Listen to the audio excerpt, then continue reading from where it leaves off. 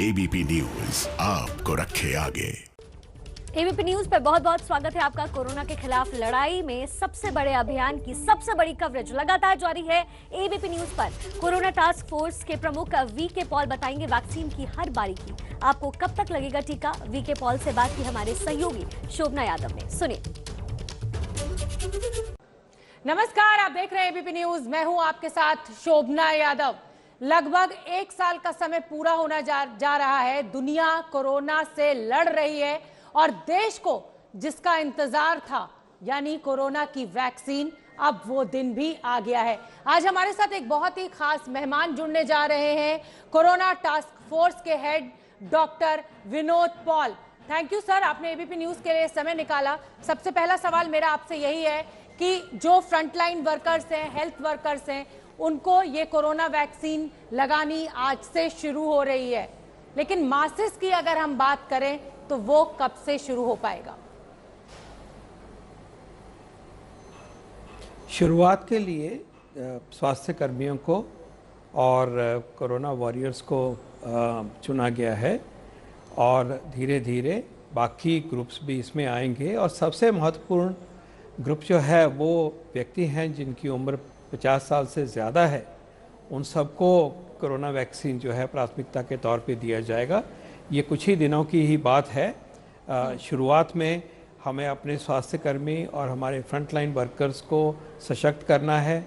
उन्होंने कोरोना की इस लड़ाई में हमारी बचाव किया है, हमारा साथ दिया है और आगे भी कोई पता नहीं है कि ये कोरोना की महामारी जो है किस तरफ जाएगी, और उनका एक बहुत ही महत्वपूर्ण रोल और भूमिका है।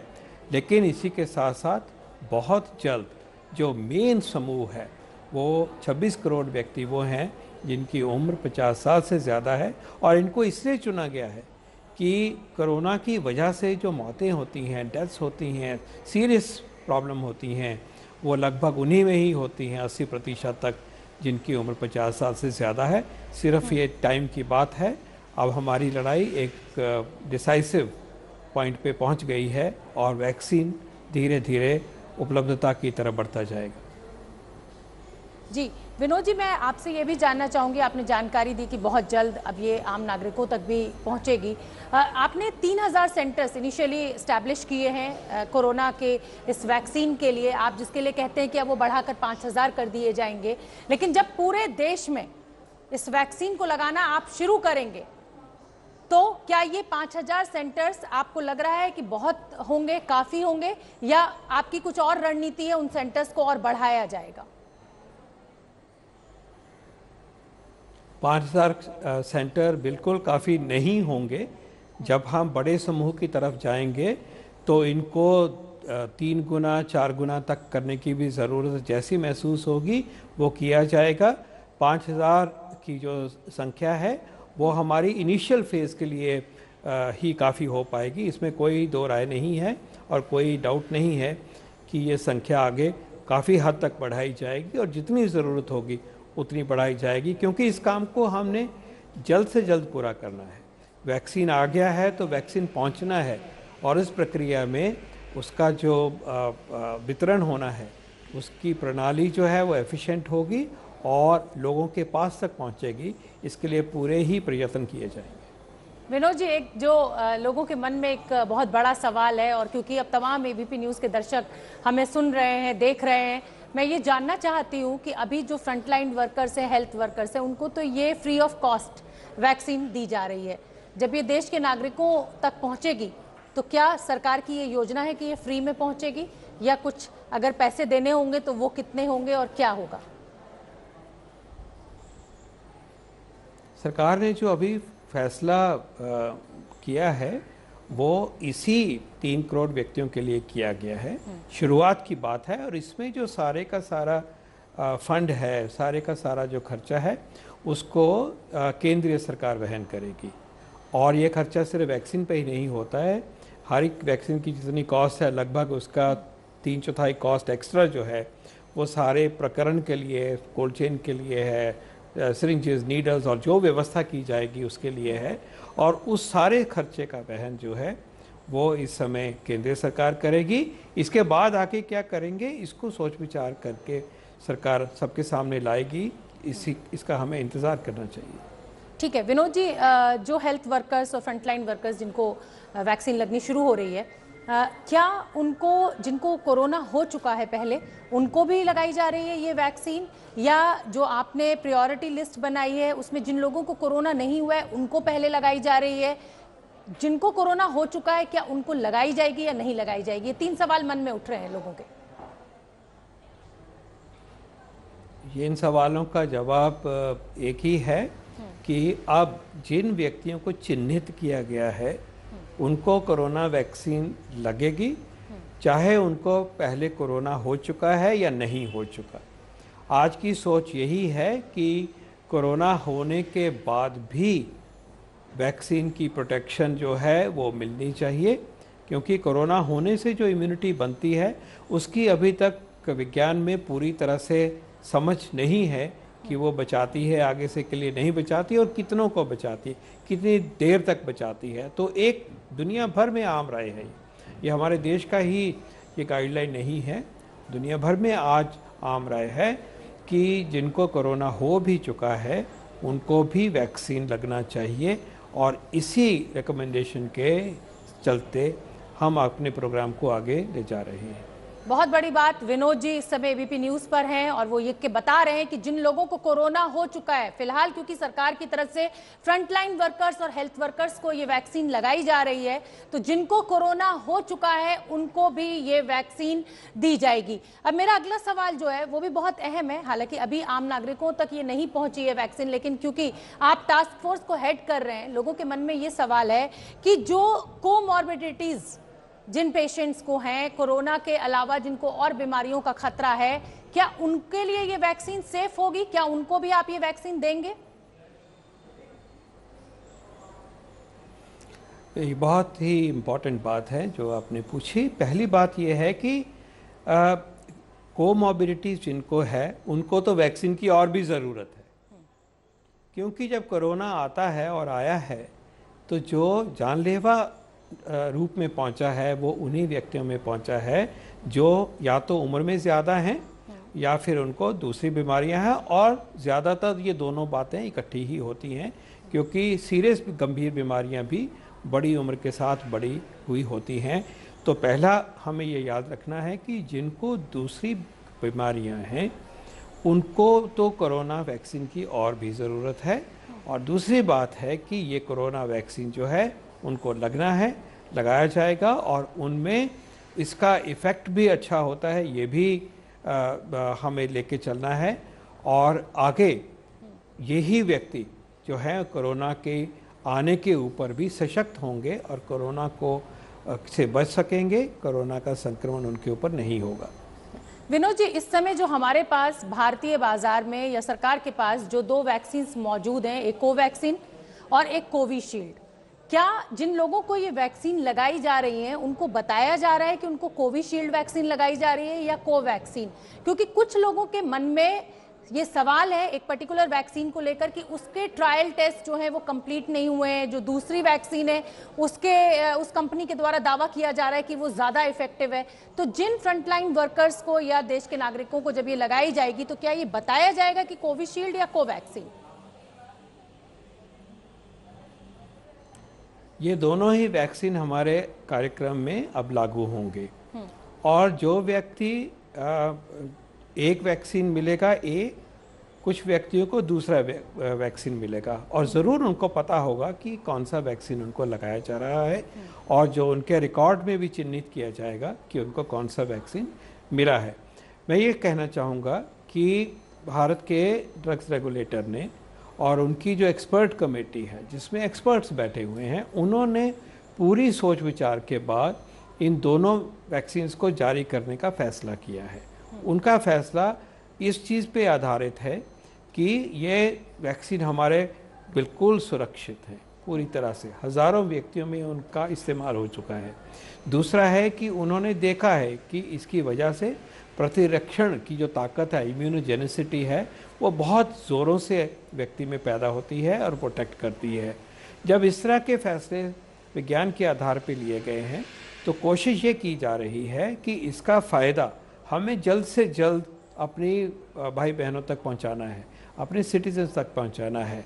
और इसके लिए उन्होंने फैसला किया कि एक वैक्सीन नहीं, दोनों वैक्सीन को हम प्रोग्राम में ले जा रहे हैं और ले जाना है।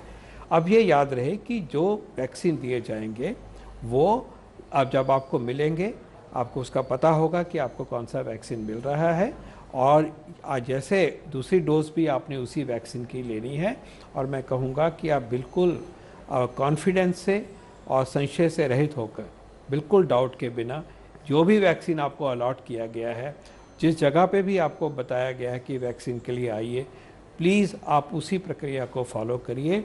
ये आपके इंटरेस्ट में है, आपके परिवार के और आपके समुदाय के और अपने देश के इंटरेस्ट में है।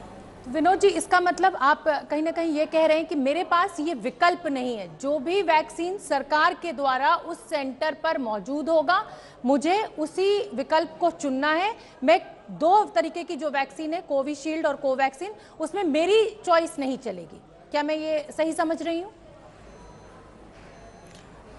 हाँ, आप ठीक कह रहे हैं कि जिस वैक्सीन को जिस केंद्र पे चिन्हित किया गया है उसमें जो व्यक्ति आएंगे उनको बताया जाएगा कि ये वैक्सीन है, आप लीजिए। और ये वैक्सीन की अलॉटमेंट है इसी प्रकार से की गई है। मैं ये भी बताना चाहूँगा कि दूसरे देश जैसे अमेरिका है और यूके, ब्रिटेन है, वहाँ भी अभी जिस स्टेज पे हम सब हैं कि वैक्सीन की सप्लाई लिमिटेड है, अभी वैक्सीन की बनने अभी तो शुरुआत हुई है, और लिमिटेड सप्लाई में वहाँ भी वैक्सीन अलॉट कर दिया जाता है। ये नहीं होता कि आप कहा जाए कि आप ये लोगे या वो लोगे, वो स्टेज आ जाएगी लेकिन वो बाद में आएगी। लेकिन हमारी लड़ाई जो महामारी से है वो तो आज है, और हमने इसको रोकना है, इस महामारी को आगे बढ़ने से। तो इस सिचुएशन में जो 2 वैक्सीन को सरकार ने लागू किया है, रेगुलेटर ने लागू किया है, वैज्ञानिकों ने बनाया है, देश ने बनाया है, उनको सामने प्रस्तुत किया जा रहा है और उनको एश्योर किया जा रहा है मिलने के लिए, उसको आप अपनाइए। और इसी प्रकार से मैं ये भी कहना चाहूँगा कि अभी भी बाहर के देशों में भी ऐसा सिचुएशन नहीं आई है वैक्सीन की अवेलेबिलिटी के चलते कि सब जगह पे अपने आप जाके वैक्सीन आप मार्केट से खरीद के फिर मर्जी से लगाएं। उस सिचुएशन में आने में अभी वक्त लगेगा, लेकिन जो अब इतनी बड़ी शुरुआत हुई है और स्वास्थ्य कर्मियों से हम शुरुआत कर रहे हैं, हमें जो वैक्सीन मिल रहा है वही लेना है और उसको अपनाना है। और ये फैसला जो किया गया है ये सोच विचार के किया गया है कि ये वैक्सीन हमारे लिए अच्छे हैं और हमें इस महामारी से लड़ने के लिए, जूझने के लिए हमें ये सशक्त करते हैं और हमें बचाते हैं।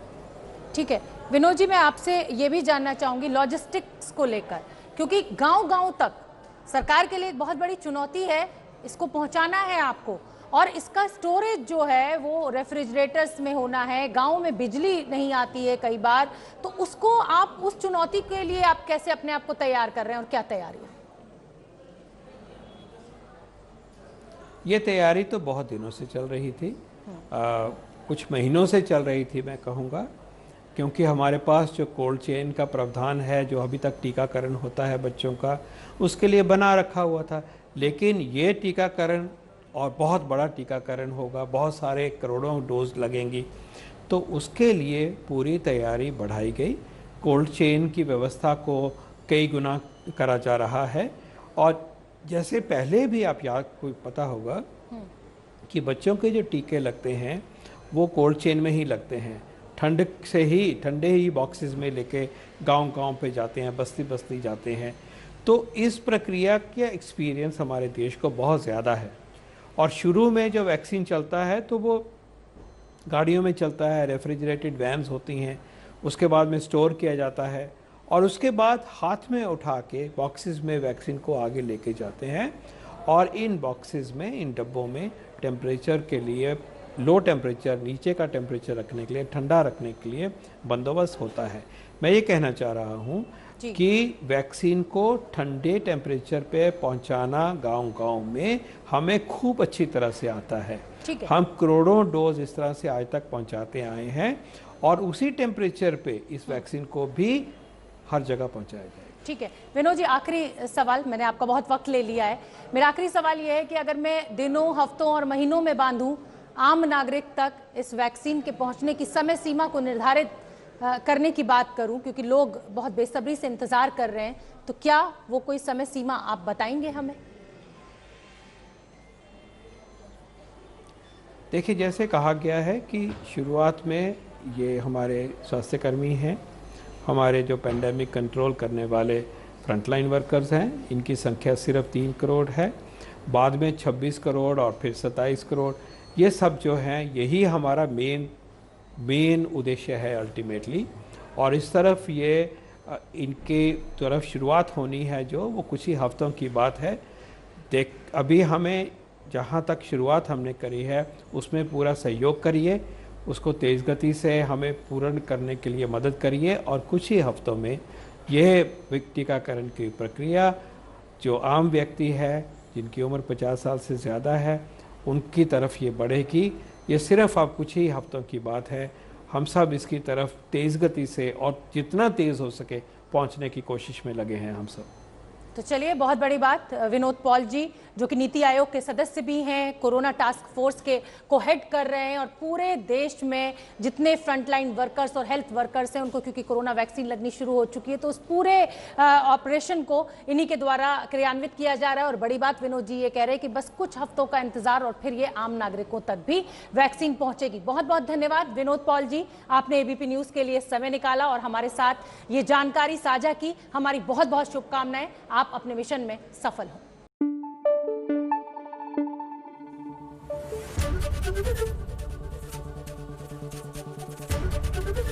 एबीपी न्यूज आपको रखे आगे।